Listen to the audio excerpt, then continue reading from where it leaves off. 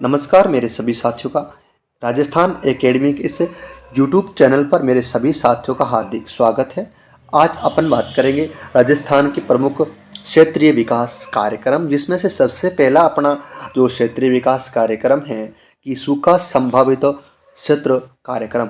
सूखा संभावित क्षेत्र कार्यक्रम, इसकी स्थापना 1974-75 में, फिर इनकी शुरुआत 1974-75 में हुई थी। इसमें केंद्र सरकार व राज्य सरकार की भागीदारी 50% राजस्थान सरकार की और 50% हो जाएगी केंद्र सरकार की। और इस योजना का जो मुख्य उद्देश्य है कि एक तो सूखे की संभावना वाले क्षेत्र जहाँ पर सूखा पड़ रहा है या फिर भविष्य में पड़ने की संभावना है, उन क्षेत्रों की एक तो बेटा अर्थव्यवस्था में सुधार लाना और मिट्टी व जल का संरक्षण करना। जहाँ पर मिट्टी की उर्वरता की मात्रा अच्छी नहीं है तो वहाँ पर अच्छी खाद्य पदार्थ सामग्री डाल के उस मिट्टी की गुणवत्ता में सुधार करना। और एक जहाँ पर जल खारा है वहाँ पर अच्छे ट्यूबवेल खुदवा के वहाँ पर किसानों को एक अच्छी पानी की मात्रा दी जाए। और एक देखो कि जल संसाधनों का विकास करना। यदि किसी एरिया में देखो कि पानी जैसे बारिश के मौसम में आ जाता है और उस पानी को ऐसे ही वेस्ट करते हैं, तो वहाँ पर कुछ टाँका वगैरह कुछ खुदवा के उसमें पानी को एकत्रित करें, ताकि क्या होगा इसमें जैसे अपन वापस बारिश के मौसम या फिर बारिश पूरी होने के बाद में उस पानी से वापस किसी सिंचाई कर सकते हैं। ऐसी वहाँ पर व्यवस्था बेटा की जाएगी। इसका इनका उद्देश्य है। एक क्या है कि वृक्षारोपण पर बल देना।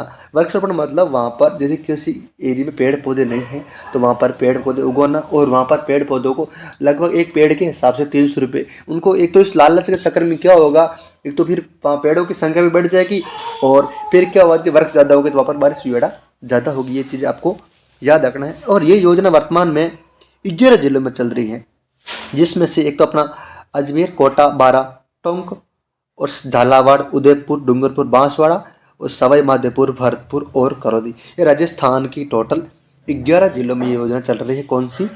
सूखा संभावित क्षेत्र कार्यक्रम 1974-75।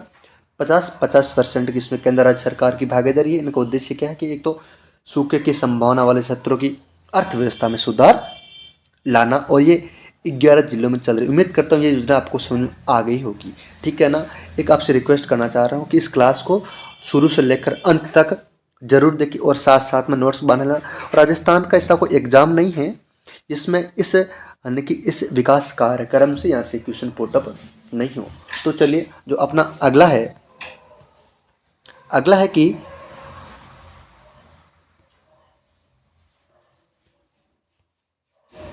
अपना अगला कि सीमावर्ती क्षेत्र विकास कार्यक्रम।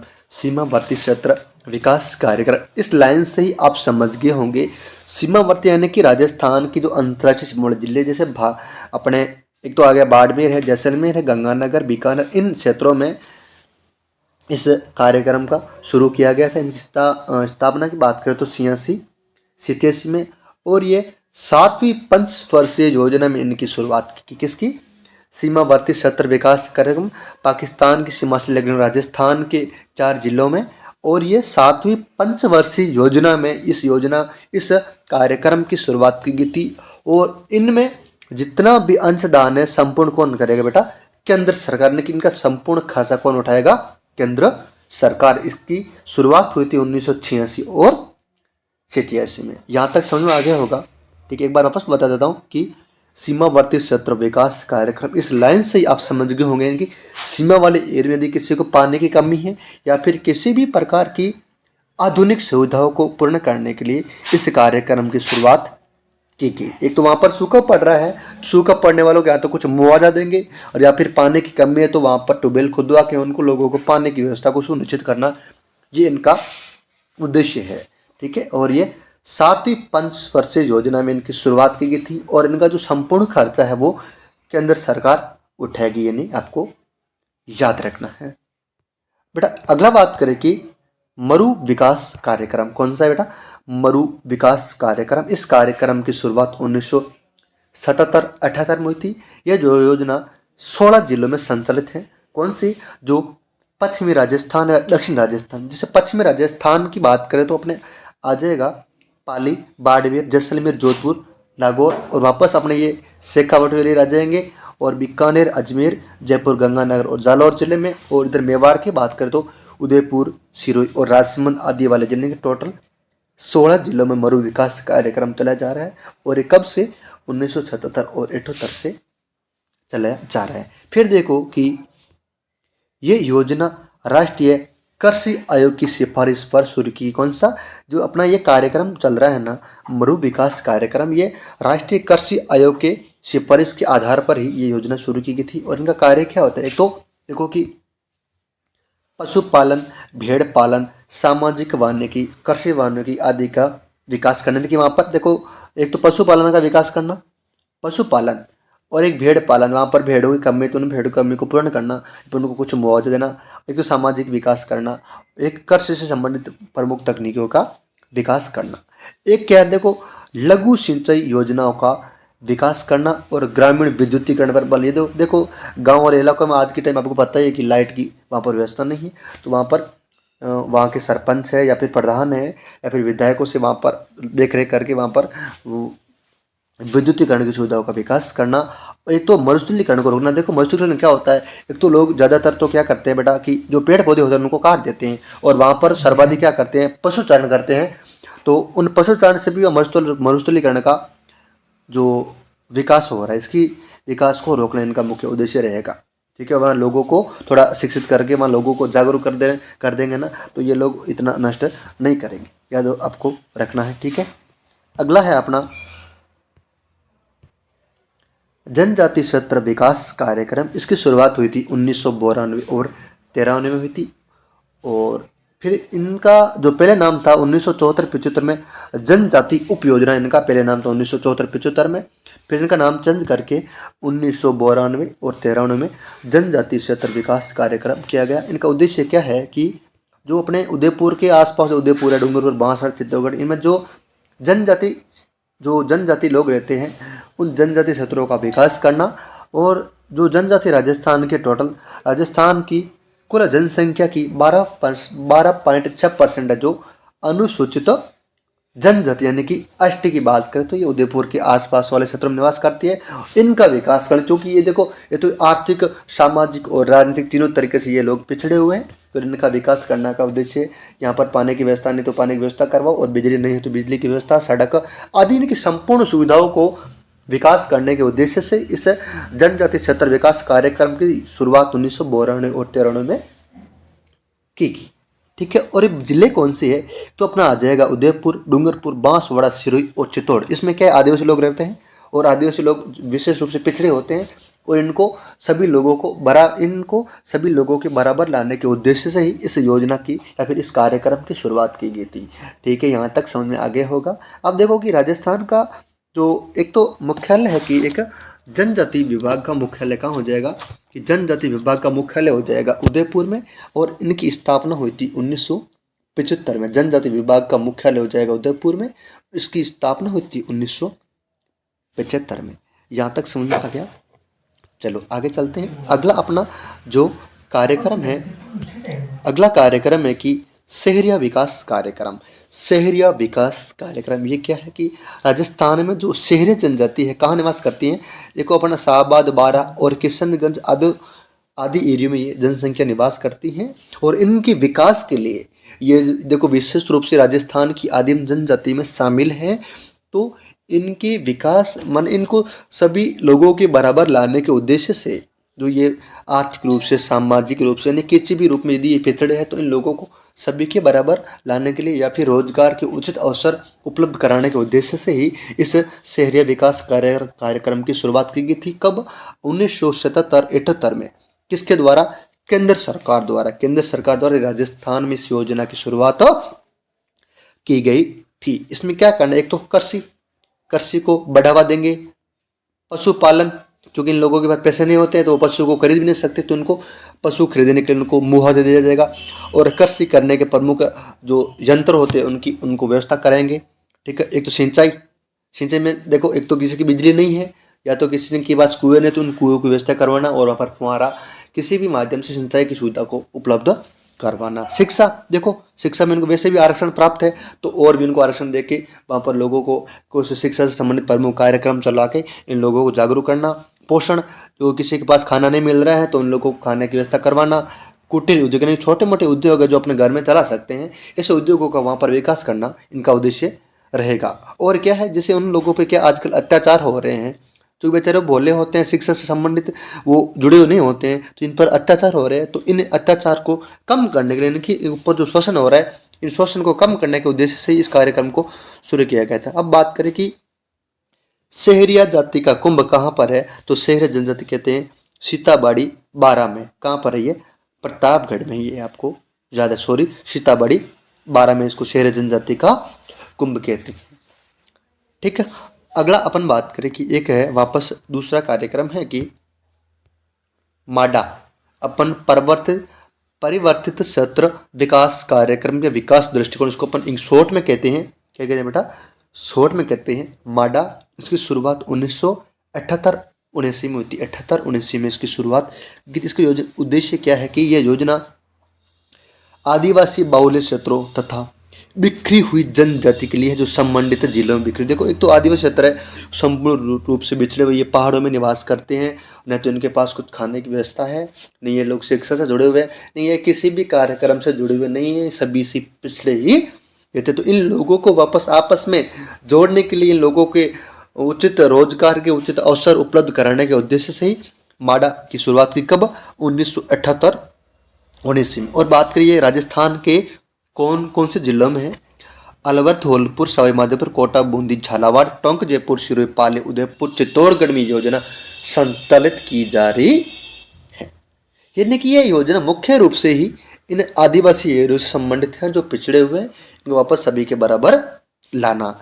और इसके अंदर बात करें तो इसके अंदर का मुख्य उद्देश्य होगा कि शैक्षणिक विकास पर सर्वाधिक ध्यान दिया जाएगा। इन लोगों को शिक्षा संबंधित जोड़ना, जिसके पास विद्यालय नहीं है तो वहाँ पर विद्यालय का निर्माण किया जाए, और वहाँ पर आके स्टूडेंट को बैग, कॉपी वगैरह सब कुछ दो, और वहाँ पर उनको छात्रवृत्ति की व्यवस्था भी अलग से की जाएगी, ताकि उनके लालच में आके वो लोग वापस पढ़ने शुरू हो जाए। और इनका जो मॉनिटरिंग करने का कार्य कौन करता है? जनजाति क्षेत्र विकास विभाग, जो कहाँ पर है? 1900, ये उदयपुर में, जिसकी स्थापना 1975 में हुई थी। अगला बात करें कि फिर इसके अंदर, इसे माडा के अंदर और क्या है कि एक तो देखो, इसके अंतर्गत जो लड़कियां होती हैं, लड़कियों के लिए छात्रावास और निःशुल्क शिक्षा, छात्रवृत्ति हो जाएगी, और परीक्षा, पूर्व परीक्षा की परीक्षा से पहले इनको एक थोड़ी बहुत, यदि स्कूल में पढ़ाई अच्छे से नहीं हो रही है तो इनको वापस वहाँ पर एक्स्ट्रा क्लास लगा उसको ट्रेनिंग दी जाएगी। ठीक है, ये इनका उद्देश्य रहेगा। अब देखो कि जनजाति अनुसंधान संस्थान कहाँ पर है? देखो, जनजाति नाम आ रहे, तो मैंने सोचा कि जनजाति से संबंधित एक अनुसंधान केंद्र है, इनका भी अपन साथ में चर्चा कर लेते हैं। तो ये कहाँ पर है बेटा? ये हो जाएगा उदयपुर में। ये भी 50% केंद्र सरकार का हिस्सा है और 50% हो जाएगा राज्य सरकार का हिस्सा। और राजस्थान के जनजाति मंत्री का मंत्री हो जाएगा अर्जुन लाल मेघवाल, ये आपको याद रखना है। और राजस्थान का जो अपना शिक्षा मंत्री हो जाएगा BD कल्ला, और राजस्थान का पर्यटन मंत्री हो जाएगा विश्वेंद्र सिंह, ये आपको याद रखना है। और प्रसादी लाल मीणा राजस्थान का स्वास्थ्य मंत्री हो जाएगा। राजस्थान के राज्यपाल हो जाएंगे कलराज मिश्र, CM अशोक गहलोत, और महिला विकास मंत्रालय के मंत्री ममता भूपेश, ये आपको इतना याद रखना है। अगला है एक वर्ग से संबंधित कार्यक्रम है, उस कार्यक्रम का नाम है रूख भायला कार्यक्रम। कौन सा कार्यक्रम है? रूख भायला कार्यक्रम में, इसको वृक्ष मित्र कार्यक्रम बोलते हैं। इस कार्यक्रम की शुरुआत राजस्थान के दक्षिणी आदिवासी जिला डूंगरपुर में 1986 में राजीव गांधी के द्वारा डूंगरपुर में रूख भायला कार्यक्रम की शुरुआत की गई थी। और यह 2001 में गांधी ग्राम योजना शुरू की गई थी। कब? 2001 में इसको चेंज करके गांधी ग्राम योजना शुरू की गई थी। ये योजना कहाँ की गई थी? तो गंगानगर जिले को छोड़कर राज्य की जितनी भी सभी पंचायत समिति हैं, वहाँ पंचायत समिति में आदर्श ग्राम गांधी ग्राम का चयन किया जाएगा। यानी गंगानगर को छोड़ के बाकी सब जिलों में इनकी शुरुआत की जाएगी। इनका उद्देश्य क्या है कि जो अपने पंचायत स्तर पर जल ग्रहण क्षेत्र का विकास करना। अगला है पुष्कर गेप परियोजना। ये परियोजना कहाँ पर बेटा? पुष्कर झील को स्वच्छ सुंदर बनाने के लिए योजना चलाई जा रही है। कब से? 1997-98 में, और कनाडा के सहयोग से। यानी कि पुष्कर झील में क्या होता है कि लोग अस्थियों का विसर्जन करते हैं, इसमें फूल वगैरह ज़्यादा हो जाते हैं, तो इनको साफ करने के उद्देश्य से ये योजना शुरू की गई। अगला है कि मेवात क्षेत्र विकास कार्यक्रम कौन सा है बेटा?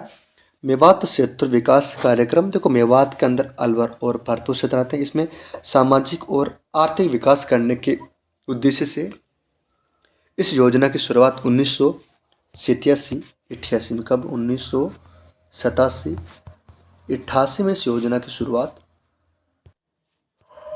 अगला है अपना डांग क्षेत्रीय विकास कार्यक्रम। देखो डांग प्रदेश क्या होता है, एक तो कंकरीला, जहाँ पर कंकड़ हो, पत्थर हो और अनउपजाऊ क्षेत्र को अपन कहते हैं डांग। डांग बात करें तो ये अपने डांग, इसको ये चंबल, अपने यहाँ से एक नंबर नदी बह रही है, उस नदी का नाम क्या है? चंबल नदी। इन्हें चंबल नदी के आसपास वाले एरिया को अपन क्या कहते हैं? डांग या बीहड़ क्षेत्र कहते हैं। यहाँ पर एक तो डाकू ज़्यादा होते हैं और ये एक अनउपजाऊ भूमि भी होती है, यहाँ पर अच्छी किस्म की कोई खेती भी नहीं होती है, और यहाँ पर पानी की मात्रा में भी सोडियम क्लोराइड वगैरह कुछ यानी खराब खराब पदार्थ होते हैं, जिसकी वजह से यहाँ के लोग पानी पीने के जो अच्छा नहीं लगता है। ठीक है। और एक क्या होता है, एक तो ये बिखरा हुआ क्षेत्र होता है, इसमें घास भी ज़्यादा होती है। तो यहाँ के एक राजस्थान का, एक दक्षिण राजस्थान में एक जाति रहती है, उसका नाम क्या है? रेबर जाती है। तो यहाँ से कुछ भेड़ बकरियों को लेकर इस एरियो में जाते हैं, ये आपको याद रखना है। डांग क्षेत्रीय विकास कार्यक्रम की शुरुआत 1994 और 95 में सभी मध्यपुर, धौलपुर, करौली, बूंदी, कोटा, बारा, झालावाड़, भरतपुर आदि 8 जिलों में, यानी कि डांग क्षेत्रीय विकास कार्यक्रम शुरुआत 1994-95 में राजस्थान की 8 जिलों में योजना शुरू की गई थी। इनका उद्देश्य क्या है कि इस क्षेत्र का आर्थिक सामाजिक विकास करना और डाकुओं से मुक्ति दिलाना व पर्यावरण का विकास करना। इससे डांग वाले एरिया में, चंबल भीड़ वाले एरिया में क्या डाकू ज़्यादा रहते हैं, तो फिर लोगों को आने जाने की समस्या रहती है। तो इन डाकुओं को मुक्त करना, इन डाकुओं को उसके अंकुश पर रोक लगाने का मुख्य उद्देश्य है, ये आपको याद रखना है। तो डांग की रानी कहते हैं करौली को, करौली, धौलपुर, सभी मध्यपुर वाले आसपास वाले एरिया को अपन क्या कहते हैं? डांग प्रदेश कहते हैं। ये आपको याद रखना। हालांकि थोड़ा गला भी खराब है, फिर भी अपना क्लास ले रहे हैं। अगला है कि कंदरा क्षेत्र विकास कार्यक्रम, कंदरा क्षेत्र सुधार कार्यक्रम, इनकी शुरुआत 1987-88 में हुई थी और ये केंद्र सरकार द्वारा प्रायोजित योजना है। ये राज्य के 8 जिलों में शुरू की गई। कौन से जिले? जिस जिले में बीहड़ क्षेत्र में खोई हुई उत्पादन क्षमता, यानी कि बीहड़ प्रदेश वाले उसके आसपास वाले जिलों में इसकी शुरुआत की, क्योंकि बीहड़ वहाँ पर पानी की मात्रा भी ज़्यादा है और वहाँ उसकी वजह से क्या हुआ, वहाँ वाले लोगों के खेत वगैरह सब कुछ खराब हो गए थे। तो फिर उस खेत की उत्पादन क्षमता को वापस लाने के उद्देश्य से ही इस कार्यक्रम की शुरुआत की गई। फिर वापस है कि अगला नया है कि मगरा क्षेत्र विकास कार्यक्रम, इनकी शुरुआत 2005-06 में हुई थी। देखो मगरा क्या है कि एक अरावली का जो अपने केंद्रीय या फिर अरावली का केंद्रीय मध्य भाग को अपन क्या कहते हैं? मगरा कहते हैं। इसके अंतर्गत पाली, राजसमंद, अजमेर का दक्षिणी भाग, चित्तौड़गढ़, सिरोही आदि जिले इसमें आते हैं। इनका मुख्य उद्देश्य क्या है कि वहाँ पर आसपास वाले लोगों के आर्थिक सामाजिक विकास को बढ़ावा देना। अगला है कि मरु गुर्जर योजना, ये राजस्थान के जो अपने मरुस्थलीय जिले हैं, इन जिलों में इस योजना की शुरुआत की गई थी। कब? 2003-04 में इस योजना की शुरुआत की गई थी। उम्मीद करते हैं ये क्लास आपको अच्छी लगी होगी। क्लास को शेयर कीजिए और हमारे चैनल को सब्सक्राइब करना न भूले। चलिए कल मिलते एक नए छोटे टॉपिक के साथ। इस क्लास के नोट्स भी साथ में बना लेना। इससे क्लास से आपको 1-2 क्वेश्चन हर एग्जाम में देखने को मिलेगा। तब सोचा कि आपको हर किताबों में ढूंढना नहीं पड़े, तो मैंने सारा मैटर एक साथ करके आपके सामने क्लास ले ली। यहाँ तक आपको समझ में आ गया होगा। धन्यवाद। हमारे चैनल को सब्सक्राइब भी कर देना। ओके, धन्यवाद।